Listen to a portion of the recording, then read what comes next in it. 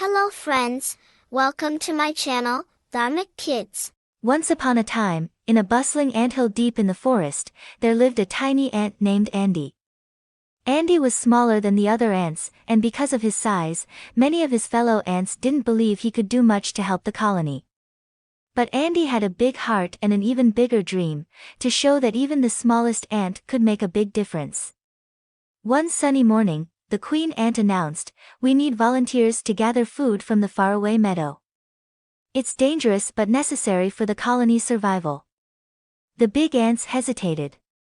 The journey to the meadow was full of challenges, giant puddles, steep hills, and predators like birds and lizards. "I'll go," piped up Andy. The other ants laughed.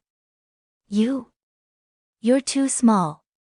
The meadow is no place for someone like you." But Andy didn't let their words discourage him. With the queen's permission, he set off on his adventure. On his way, Andy came across a massive puddle. It stretched wide and seemed impossible to cross.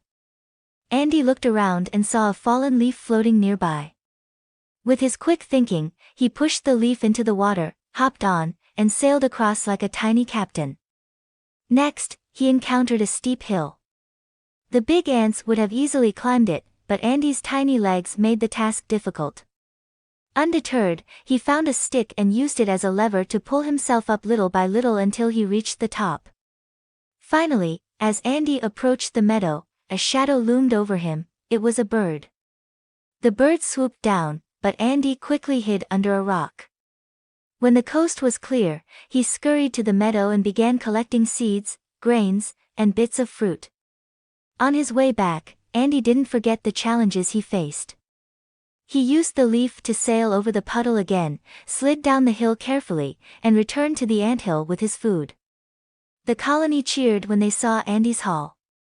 "Andy, you did it," they exclaimed. The queen smiled warmly. "Andy, you have shown us that bravery and determination matter more than size.